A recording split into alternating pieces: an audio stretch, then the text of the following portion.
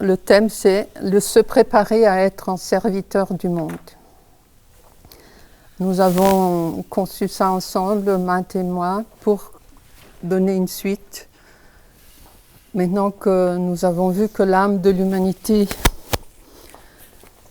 cherche à faire l'union entre l'esprit et la matière, cherche à résoudre ce point de tension et faire émerger son essence spirituelle, il y a une aide qui a été donnée par la hiérarchie spirituelle, qui sont ces grands maîtres qui guident l'évolution de l'humanité, pour que l'âme de l'humanité puisse se manifester. Qu'est-ce qu'ils ont fait?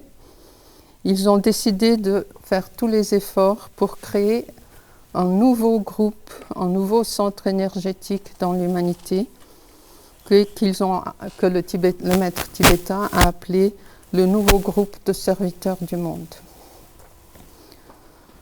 Donc là, ils avaient constaté en 1925 que l'humanité semblait assez évoluée pour qu'un groupe particulier d'âmes s'incarne au sein de l'humanité. Ces âmes sont inspirées par l'amour du prochain. Elles sont sensibles à l'inspiration venant des plans supérieurs et elles peuvent ainsi incarner un nouveau centre énergétique dans le corps de la planète. Donc c'est le nouveau groupe de serviteurs du monde dont parle le maître tibétain dans les livres d'Alice Bailey. Ce sont des personnes qui sont sensibles à l'idée du travail de groupe et aussi au plan évolutif pour l'humanité. Et elles travaillent pour mettre en œuvre ce plan et d'évoquer une réponse dans l'humanité. Ces personnes ont l'impulsion d'aider l'humanité souffrante, de résoudre ses problèmes sur la base de certains grands principes spirituels, et ils travaillent même s'ils n'en sont pas conscients, mais ils sont à l'œuvre dans l'humanité. Ils ne constituent pas une organisation. Ils ne sont pas nécessairement conscients les uns des autres. Ils travaillent ensemble. Ils travaillent ensemble, mais pas physiquement ensemble, je veux dire. Ils travaillent tous dans la même direction. Ils sont reliés par un lien subjectif et ils partagent l'objectif d'établir de justes relations entre les êtres humains et avec les autres règnes de la nature. Et sans justes relations, une véritable paix n'est pas possible. Ils sont inclusifs. Ils ne font pas de discrimination entre les peuples ou les religions. Ils reconnaissent que l'humanité forme une famille unique et que nous avons tous les mêmes besoins et les mêmes aspirations.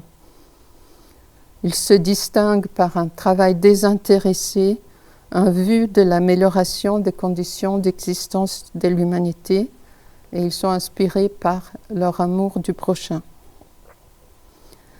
Ils sont une expression de l'âme de l'humanité et ils expriment les énergies du cœur et du centre frontal de l'humanité. C'est-à-dire qu'ils allient l'amour et la vision claire et la volonté de bien. Ils travaillent pour révéler l'âme partout, pas seulement dans le domaine spirituel, dit spirituel, et ils sont comme tâche particulière aussi de révéler l'âme des nations, d'aider les différentes nations aussi à exprimer leur âme. On peut dire que ces groupes de serviteurs ont trois aspects, donc comme tout qui existe, un aspect esprit, un aspect âme et un aspect matière. L'aspect vie ou esprit de ce groupe, c'est qu'ils sont un germe de vie et ils préparent par leur exemple vivant l'avènement d'une société guidée par la sagesse du cœur et non seulement par les connaissances intellectuelles, les réactions émotionnelles et les intérêts égoïstes, individuels ou collectifs. Ils œuvrent pour faire reconnaître l'unité de la famille humaine et diffuser la bonne volonté et la volonté de bien comme facteurs positifs de résolution de conflits. Ça, c'était le premier aspect. Et c'est d'être en germe de vie qui va mener à l'extériorisation de la hiérarchie. L'extériorisation de la hiérarchie, c'est ce qu'on appelle le moment où les principes de sagesse gouverneront l'humanité et non plus les intérêts individuels égoïstes. Le deuxième aspect de ce groupe, c'est l'aspect âme, c'est d'être réceptif aussi bien au monde spirituel qu'aux besoins matériels de l'humanité. Ils font un pont entre esprit et matière. Comme nous avons vu ce matin, c'est toujours le rôle d'être intermédiaire. Et c'est pourquoi, pour faire partie de ce groupe, on met l'accent sur le contact avec l'âme et sur le service. Ce sont les deux aspects qui caractérisent la vie d'un serviteur. Et finalement, le troisième aspect, l'aspect matière, c'est qu'ils ont non seulement un aspect de développer la conscience de l'humanité, ils ont aussi comme tâche, comme mission, de développer les formes de la nouvelle civilisation, de construire vraiment la nouvelle civilisation et la nouvelle culture qui caractériseront l'ère du Verseau. Ce groupe, selon l'enseignement du maître tibétain, n'a pas une organisation extérieure. Comme j'ai dit, ils ne forment pas d'organisation, mais ils ont une structure intérieure se rapportant à 10 domaines d'activité différents et à 10 énergies qu'ils transmettent et qui sont nécessaires pour évoluer l'humanité. On prend un exemple le plus direct, c'est les groupes de guérisseurs magnétiques. Ce sont tous ceux qui transmettent l'énergie de guérison du monde spirituel au monde physique. Ou le groupe des éducateurs, ils transmettent l'énergie de la connaissance, de la sagesse à tous les niveaux de l'humanité. Dans les livres d'Alice Bale, cette structure est décrite sous le nom de structure des 10 groupes semences. Elle en parle dans plusieurs de ses livres, comme le Traité sur la magie blanche, L'état de disciple dans le nouvel âge, la psychologie ésotérique, l'extériorisation de la hiérarchie. Il y a beaucoup de matériel beaucoup d'enseignements sur cette structure et sur le nouveau groupe de serviteurs du monde. C'était un travail pour faire cette conférence d'essayer de sélectionner ce qui pourrait être le plus intéressant, le plus enrichissant, le plus utile pour notre groupe ici.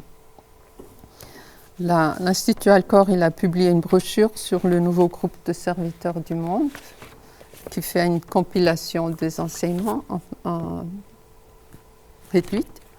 Et on a aussi publié récemment un livret qui s'appelle « Servir l'autre, l'humanité, la planète », qui parle aussi de cette structure et de l'aspect de service du groupe. Et pourquoi on l'appelle groupe semence? Comme je l'ai dit, il forme des germes pour la nouvelle civilisation et la nouvelle culture. Ce nom indique aussi qu'ils sont encore au stade embryonnaire. Ils n'ont pas encore fleuri, ils sont encore à un stade de semence. Puisqu'il faut vraiment qu'ils arrivent à pousser, à germer, à fleurir, à fructifier pour vraiment changer notre culture, notre civilisation actuelle et créer une meilleure terre, un meilleur monde pour nous tous. Il faut les arroser. Il faut les arroser, oui. Il faut les arroser, il faut les fertiliser, il faire de l'agriculture bio de préférence.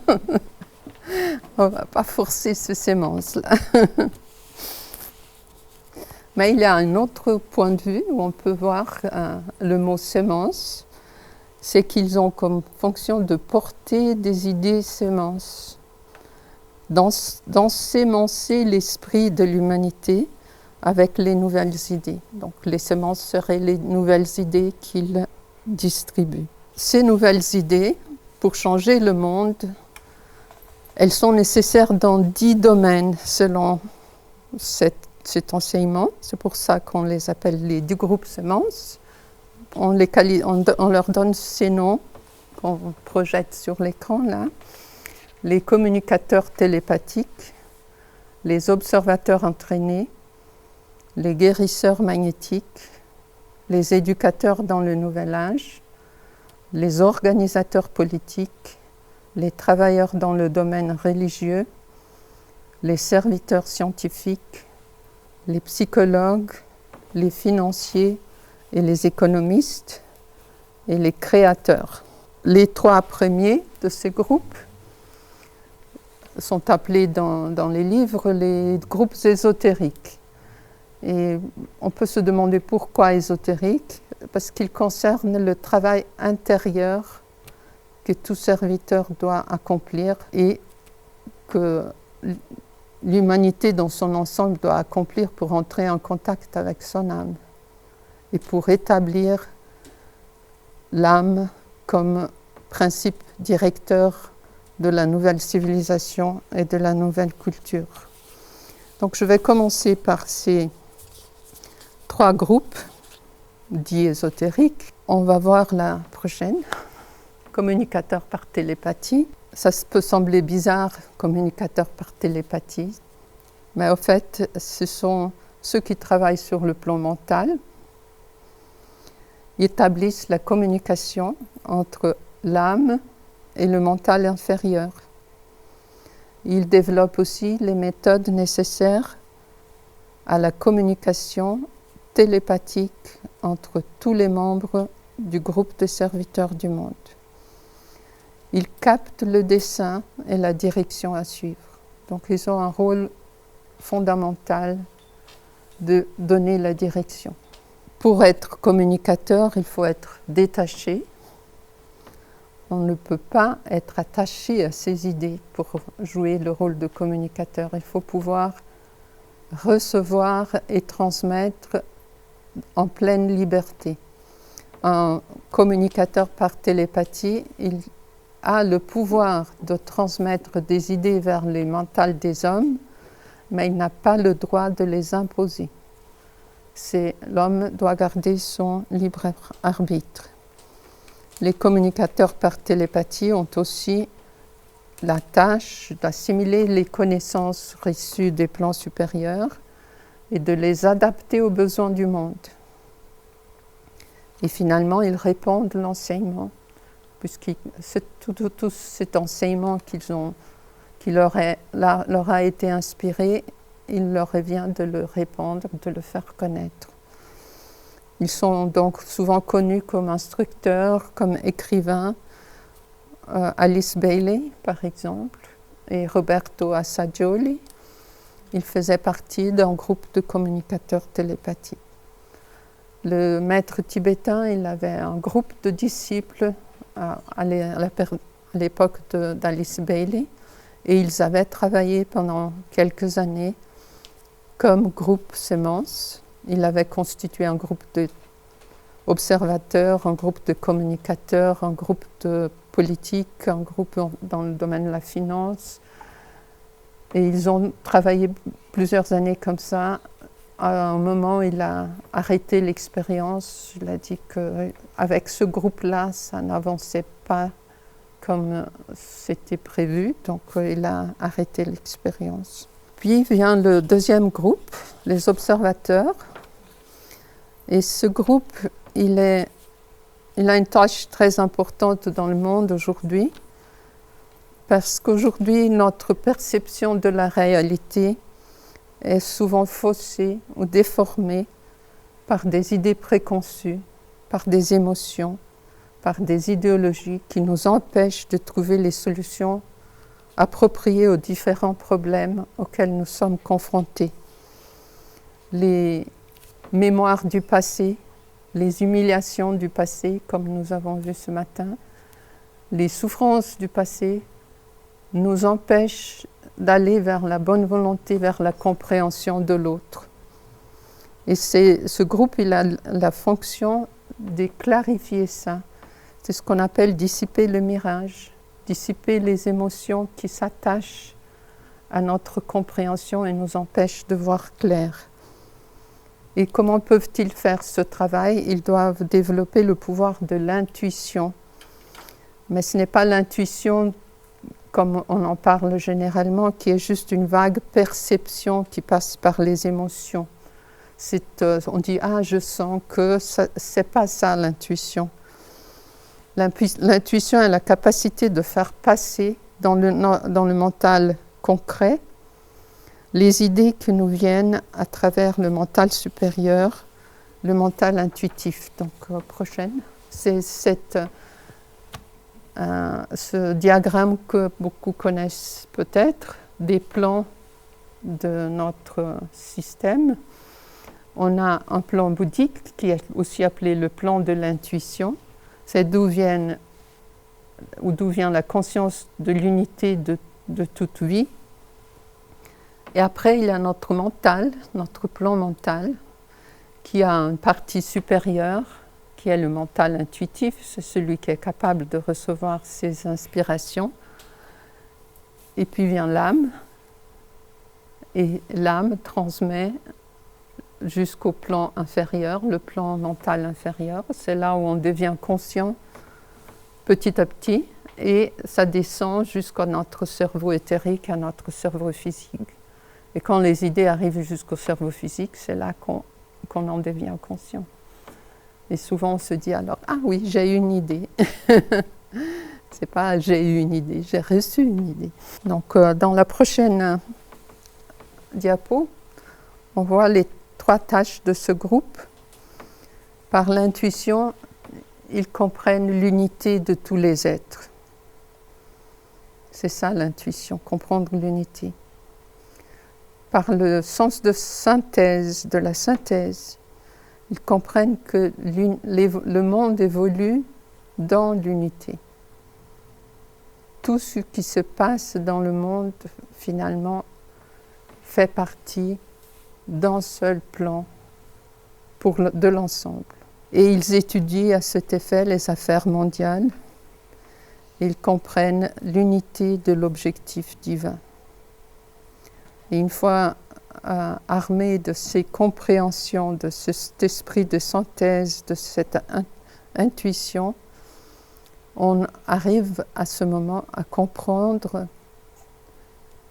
qu'est-ce qui est nécessaire dans quelle situation, sans être aveuglé par nos idées, préconçus par nos émotions. Et finalement, le 3e groupe fondamental, c'est celui qu'on appelle les guérisseurs par magnétisme. On peut se demander pourquoi est-ce qu'on appelle ça un groupe ésotérique. Qu'est-ce que la guérison a d'ésotérique? C'est parce que au fond, c'est la guérison spirituelle. C'est faire passer les énergies du monde spirituel, les énergies de l'âme, dans le monde physique, dans notre corps, dans nos relations, dans la société, dans la nature. C'est d'arrêter tout ce qui empêche la libre circulation des énergies spirituelles. Et finalement, le résultat ultime de ce travail, c'est la continuité de conscience. C'est quand il n'y a plus de barrière entre l'âme et la personnalité, où la personnalité est pleinement consciente de l'existence de l'âme, où l'être s'identifie à l'âme et non plus à la personnalité. Où on commencera à dire « ma personnalité et je suis l'âme ». Donc ces 3 éléments, la communication par la télépathie, l'observation et la guérison, sont les 3 éléments fondamentaux pour la création d'une nouvelle civilisation. Il faut révéler l'unité, il faut révéler la vérité pour que l'humanité puisse renaître dans la santé et dans la force. Donc ça, c'est un grand plan pour la révélation de l'âme dans l'humanité. Comment pouvons-nous nous préparer à y contribuer?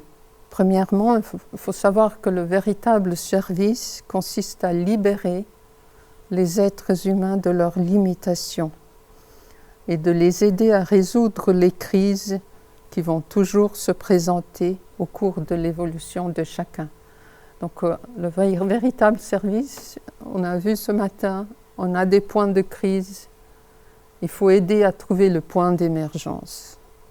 Et c'est quand on arrive à faire ça, on n'a pas besoin de faire autre chose que ça. Parce qu'à ce moment, chacun va résoudre son problème. Si on peut l'aider à trouver son point d'émergence. Et chacun peut le faire à son niveau, là où il se trouve. On n'a pas besoin d'être chef d'État, d'être leader d'un mouvement religieux pour le faire. Il suffit d'être de bonne volonté, d'avoir un sens de responsabilité et de justice, d'être altruiste, d'agir dans un esprit de coopération pour éveiller ainsi l'âme dans tous ceux qui nous entourent, que ce soit la famille, les voisins, la communauté ou le pays. Le groupe de serviteurs du monde est un groupe intermédiaire entre la hiérarchie et l'humanité, c'est-à-dire il diffuse l'amour qui part du centre de la hiérarchie, le centre du cœur de la planète, vers le monde entier, vers l'humanité. Donc il a un rôle de relais.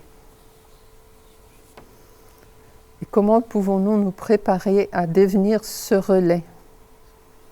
On a 3 choses à faire à nouveau, qui correspondent à ces 3 premiers groupes. Le contact avec l'âme. Chacun a pour tâche d'établir le contact avec sa propre âme. Et la méditation est le moyen de choix, moyen préféré pour ça. On doit aussi développer une vision claire par une observation, par l'observation juste, et on doit faire circuler les énergies d'une façon juste aussi dans notre système. Donc la première tâche est d'établir le contact avec l'âme.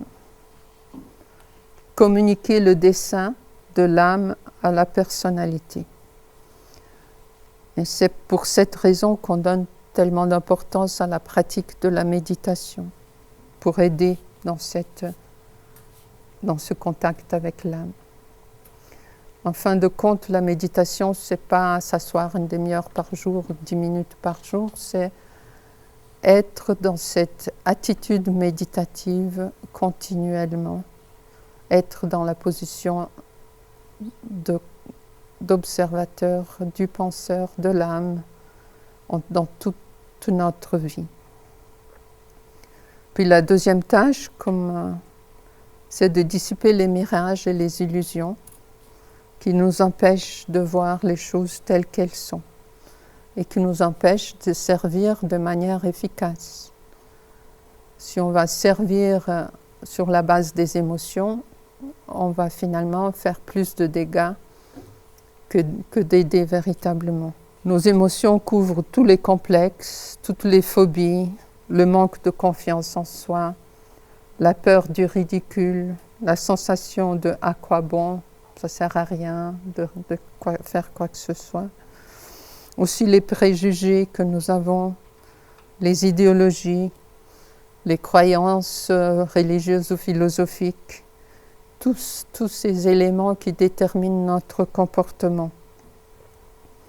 Donc le serviteur se doit de s'efforcer de voir clair en toutes circonstances, de ne pas se laisser aveugler par ses préjugés, par ses idées préconçues, Il doit agir non seulement avec bonne volonté, mais aussi avec intelligence, avec perspicacité. Et la troisième tâche que nous avons tous comme serviteurs, ou que nous devons tous accomplir avant de devenir vraiment des serviteurs, c'est d'établir la santé. Pas seulement la santé personnelle physique dans notre propre corps, mais aussi la santé mentale, la santé spirituelle, la santé psychologique. Ça va des règles d'hygiène les plus élémentaires, nos habitudes de vie, notre routine quotidienne, la compréhension des forces à l'œuvre dans notre corps éthérique, dans notre corps de vitalité, aussi l'influence que peuvent avoir nos pensées et nos émotions sur notre corps physique. Donc, ce sont là les trois pouvoirs ou capacités que nous avons à développer. La capacité de recevoir et d'émettre des idées, c'est le travail de télépathie qui se fait sur le plan mental. Il y a ensuite la reconnaissance intuitive de la vérité et sa mise en concept par le mental. Ce travail sert à nettoyer le monde des émotions. Et finalement, la guérison, mais une guérison qui se fait par une compréhension de la circulation d'énergie et des forces en soi et dans la nature. Quand ces trois choses sont bien établies, on acquiert la capacité de matérialiser ce qui a été perçu intuitivement, quel que soit le domaine. C'est ça la forme la plus élevée du travail créateur. On dit que c'est le travail du 10e groupe sémence, le groupe de créateurs. Mais au fait, les créateurs sont ceux qui réalisent la synthèse de tout ce que les autres ont fait. Ils réunissent le tout et ils construisent les formes qui seront plus en accord avec la vie qui anime l'univers et qui vont créer la nouvelle civilisation. Ils ne sont pas animés par le désir personnel, mais par le désir, par l'aspiration de réaliser le plan. Ils font le travail magique de matérialisation et de construction de nouvelles formes. Avec tous ces pouvoirs, nous pouvons rendre un service qui répond aux véritables besoins de l'humanité et qui aide à créer les formes de la nouvelle civilisation et de la nouvelle culture et inspiration spirituelle. Quel que soit notre domaine d'activité dans le monde, nous pouvons ainsi œuvrer en coopération avec d'autres et en formation de groupe, car l'humanité a besoin d'une nouvelle éducation, d'une nouvelle politique, d'une nouvelle science, d'une nouvelle psychologie qui ne soit pas enfermée dans le dogme du matérialisme ni dans l'égoïsme personnel ou de groupe. Donc, une première représentation de cette structure-là, c'est dans ce dessin. Au centre, on a les communicateurs. Le cercle suivant, c'est le cercle des observateurs. Et ensuite, le cercle des guérisseurs. Donc, ce sont les trois groupes dits ésotériques. Ensuite, on a les 6 groupes, les 6 domaines d'activité. L'éducation, la politique, la science, la psychologie et les finances. Et la religion, j'oubliais la religion aussi. Et finalement, on a les groupes des créateurs qui font la synthèse du tout.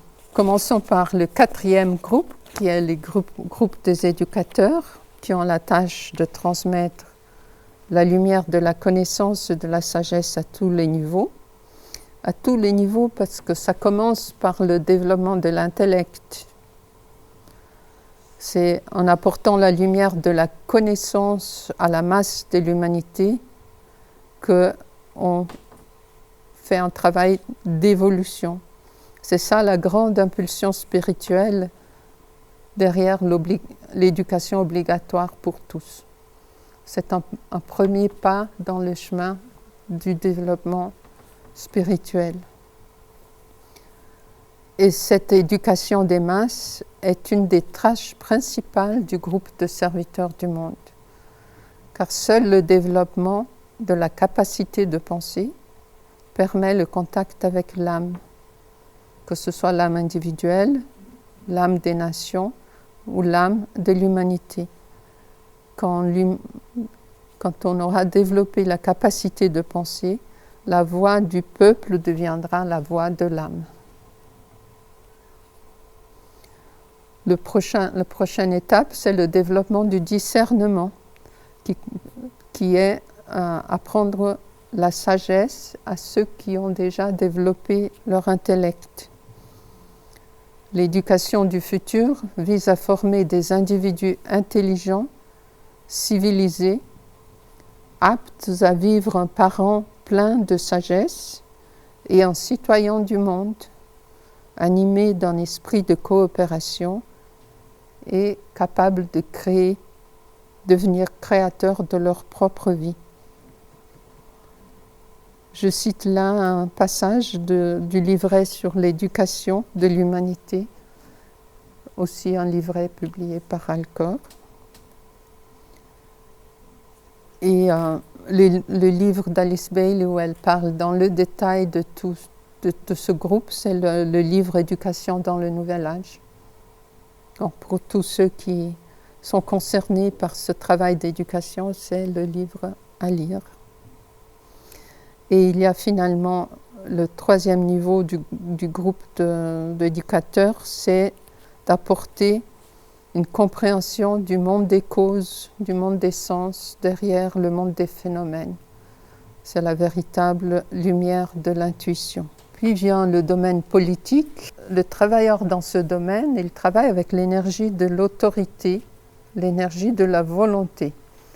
Et il travaille surtout, bien sûr, avec les nations. Ils ont pour tâche de définir les règles qui ordonnent les affaires publiques et déterminent le destin collectif. Quelles sont les idées qui vont déterminer la société dans l'ère du Verseau? Ce sont le partage, la coopération, la solidarité.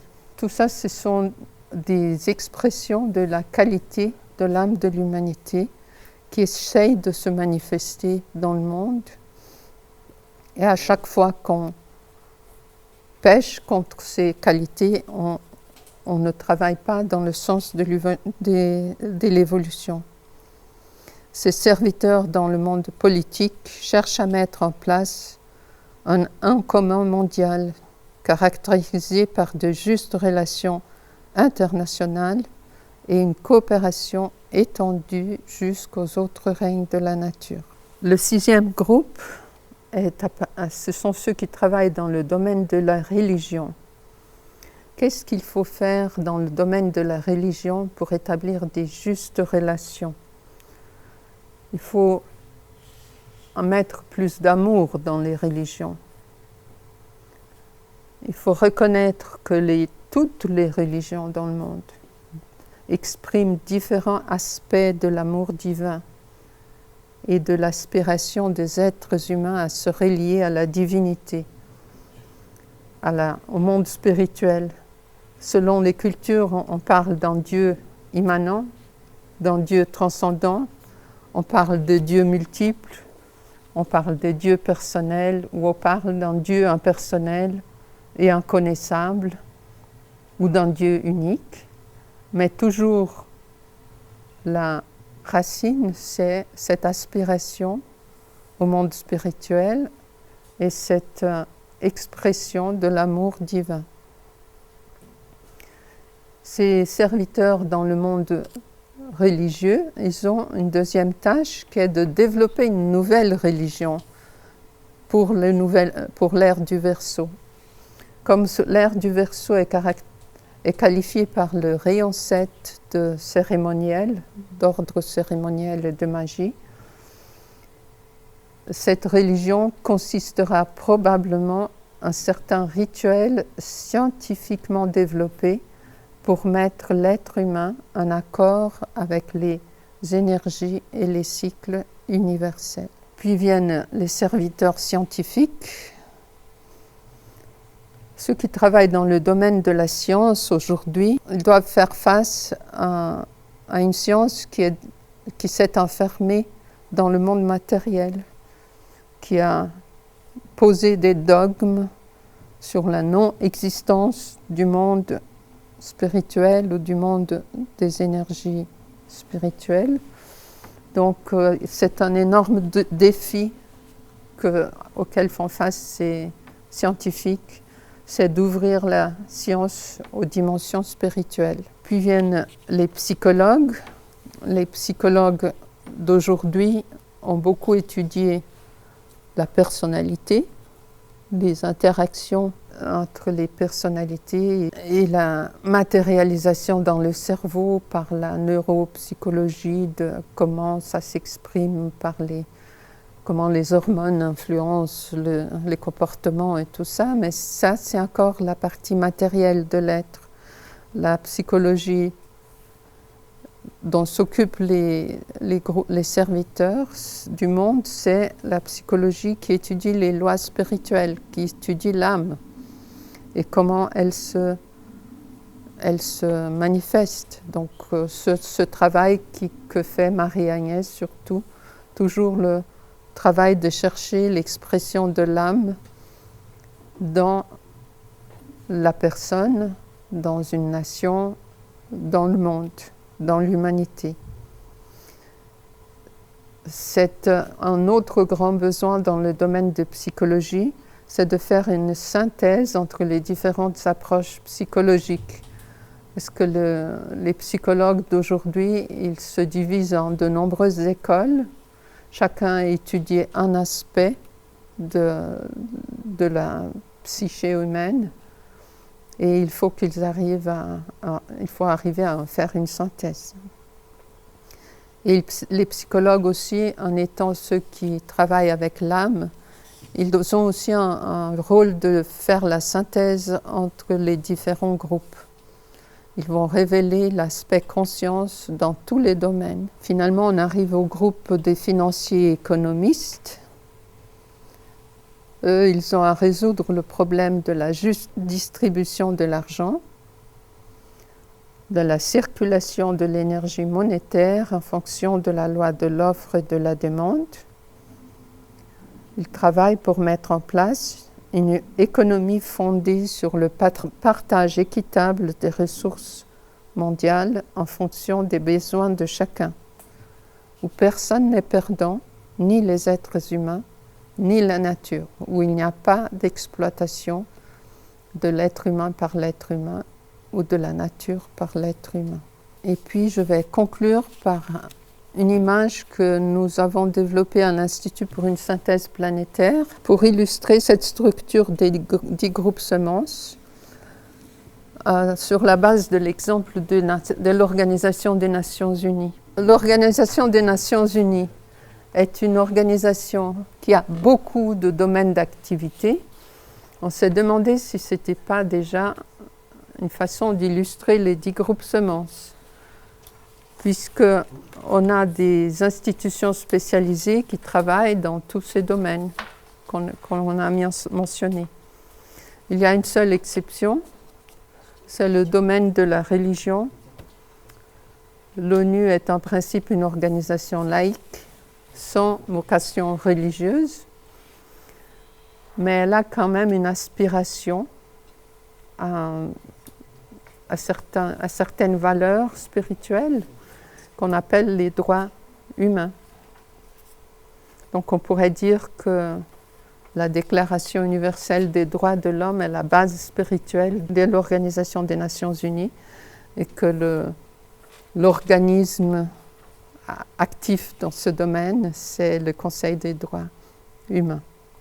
Pour conclure, je dirais que le groupe de serviteurs a l'importante mission de servir d'intermédiaire entre l'âme et la personnalité des nations, de l'humanité et de chacun.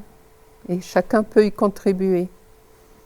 D'abord en faisant ce travail dans sa propre vie et ainsi en ajoutant son petit quota de lumière à la lumière de l'âme de l'humanité. Merci.